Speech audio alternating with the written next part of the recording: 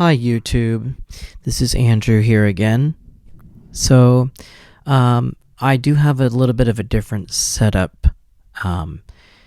Another microphone that I'm holding.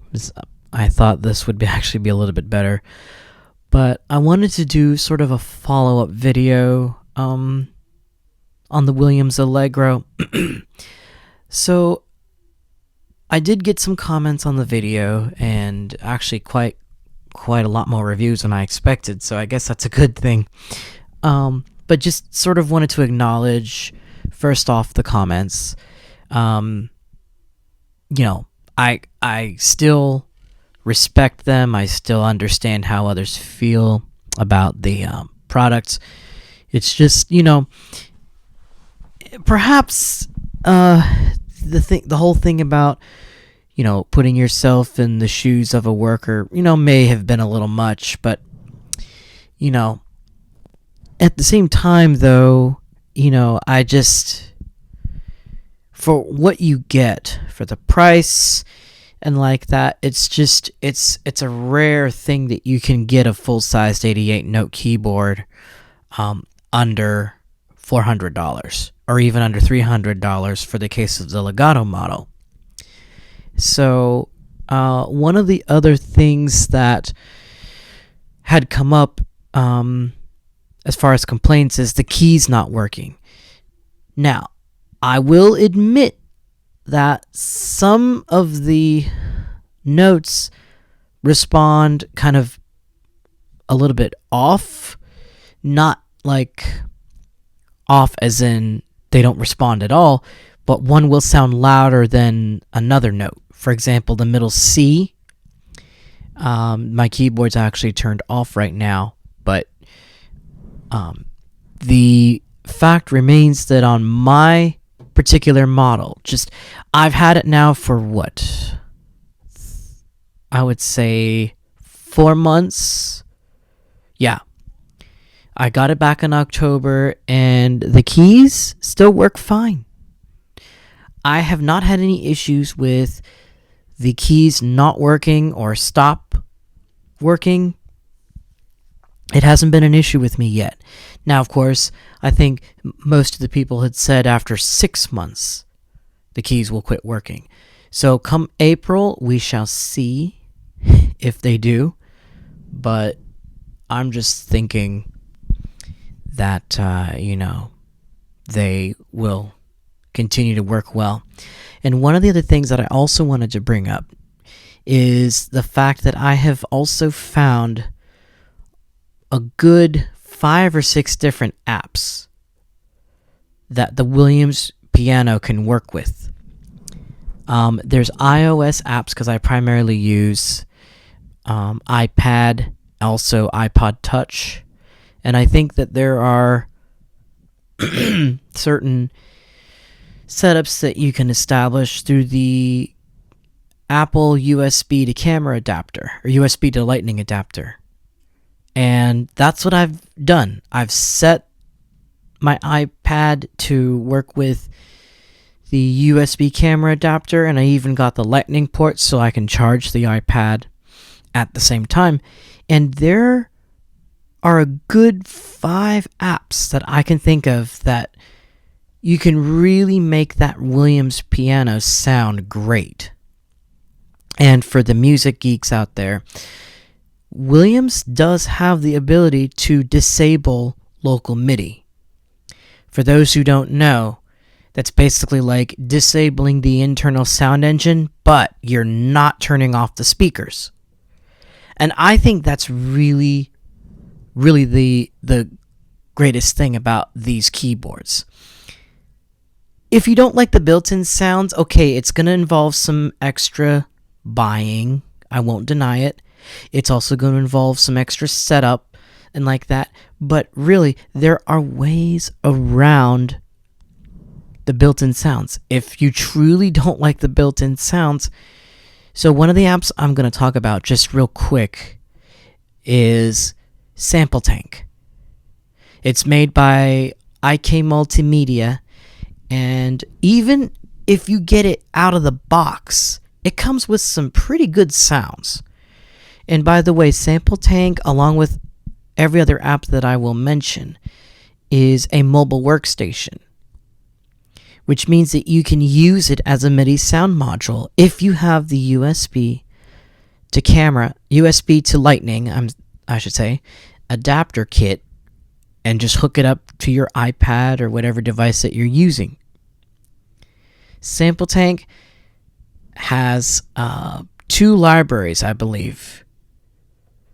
The Grid is more like a synth, electronic, like drum kit type of thing. And then you have, of course, just the Sample Tank standard library. But it comes with bass, guitar, brass, woodwinds, strings, drum kits, and, among other things. So really, you're set as far as that. Now, if you want better quality sounds for this particular app, yes, it will involve some extra purchases. Now, again, this is merely a discussion. I will be sure in future videos to not only discuss the apps further, but demonstrate what they actually sound like. I'd have to be in front of my keyboard to do that, though. So for this purposes of this video, I won't demonstrate, but I'm just basically following up with the review that I made about the Williams Allegro. And again, to acknowledge the comments. So I respect them. I'm sure that there will still be people who disagree and saying, Andrew, why do you have that keyboard? It's utter trash. And if you say you've been playing music for 28 years, why did you get that? It's so for beginners. I agree, it is. Okay. I do think the market was targeted more for the beginner or novice piano player, but who still wanted the full range of the keyboard. Again, I understand that. But really, my one comment remains the same about the consideration. Not everyone can afford a $600 or $700 keyboard or up, or $1,000 or more. And yes, while they may have much better quality keys, better sounds, and all that stuff, budget for me is my main thing. And the mere fact it's the full-length 88-note keyboard for only $369 is just remarkable for me. It just is. I can't say it any other way. So people, again, will disagree, all they want, and they have every right to. But I'm merely trying to point out for those of us like myself who are on limited income, if okay for the time being, yeah. So when the time comes that we can get a higher quality piano, absolutely, I probably won't keep this forever. But I will also point out that one of the updates I would want to mention is that I am also taking a therapeutic music course. And this basically allows me to become a therapeutic musician at the bedside of a patient. The reason I mention this is the current circumstances and the keyboards that I have, I think are going to meet the requirements and the restrictions should I land in a hospital facility as a therapeutic musician and have that as a career. Who wants to carry a full-length 45 or 50-pound Roland or Yamaha keyboard all around the hospital? It's just not going to happen with me, anyway. There may be other musicians and like that who'd be more than happy to, but I'm not one of them. I need the lighter weight keyboard, and I also need it to be able to run off of battery power. The Williams Allegro meets all of those requests. By the way, guys, I also have the Williams Legato 3. Now, the keys are not weighted on that one. That is a fact. They are sprung, and true may not be quite as tough either. But again, it meets my requirements, my personal needs, desires, wants. Again, people have the right to disagree and saying that's not for me, or it's not for my girlfriend or boyfriend, or whatever the case is for other viewers. But I want to point out that as a therapeutic musician, going around to the hospitals and things like that, you need a lightweight instrument when you're going to be going from room to room, or even, well, with the unfortunate COVID pandemic and like that, playing virtually. That's still a good thing. And furthermore, I can use the different piano apps that I have installed. If, let's say, somebody wants a more bright sounding piano or a mellower sounding piano, the Williams built-in sounds are limiting. Again, I won't deny that. You have 2 pianos, 2 electric pianos, 2 organs, a strings patch, a synth patch, 2 basses, and yeah, that's it.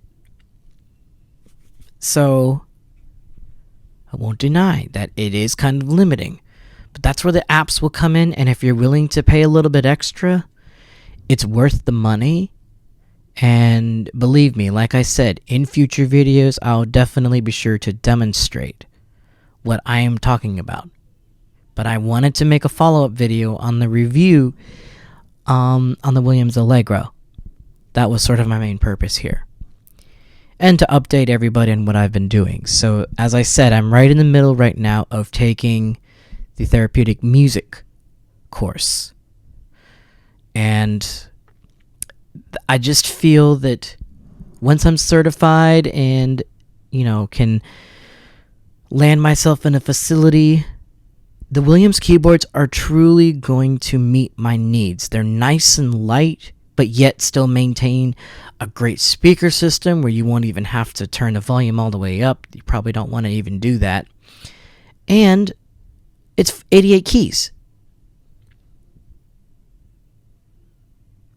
So that's really just my stand on this at this point.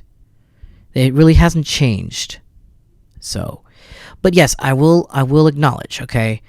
One of the recent comments actually I got was, directing someone to buy something else isn't necessarily bad. Well, I agree on that. It isn't.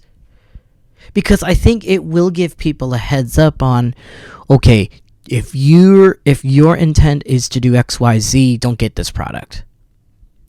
That is the truth, okay? The keys on the Allegro, well, and the Legato for that matter, okay, aren't as responsive. Okay, so you're not going to be able to pull off virtuoso, I should say, pieces all that easily on any of those. But again, for my particular purposes, I am not aiming for performance. I am not aiming, even though I've done the virtual concerts. Yes, for those of you who've seen the virtual concerts, I was in full performance mode. But I also had different keyboards on those occasions. I've settled on these 2 for the time being, the Williams Allegro and the Williams Legato. They both meet my needs. One is great for the home use, for recording, just basic stuff, and song covers. I really enjoy doing those. And then the Legato model is even lighter. So I'll break it down this way for everybody. Between the weights of the units, physical weights of the unit. The Williams Allegro 3 comes in around 32 pounds. The Williams Legato comes in at 18 pounds. Quite a difference. And the 18 pounds, I definitely can see not being a problem for me.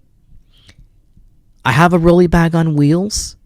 I can just pack up my Williams Legato at wherever I'm planning to go and just use it there. and have the batteries installed. It's perfect. So, that's my little talk on that. I hope everyone likes the video and it was informative. Again, I'll be sure in future ones to demonstrate the different apps that I'm talking about. I was only able to scratch the surface. But actually, before I end, I'll just mention the other apps. So Sample Tank is one. Korg Module Pro, that's another really big one. I could spend like a whole video just talking about Korg Module Pro. And then there's an accordion app. Now, this is strictly accordion. I have been into the European music. I really like the sound of the accordion. It was sampled from an Italian one. If I can get links to any of these apps directly, I hope to include those so anyone who's curious can kind of read more about them. And then there's iSymphonic, that's made by Crude Byte. Also, Colossus Piano, that's another Crude Byte app. And then Ravenscroft 275, which is made by VLab, I believe. UV Labs. That's what it is. UV Labs makes Ravenscroft 275. And then one last one is called HDSISound.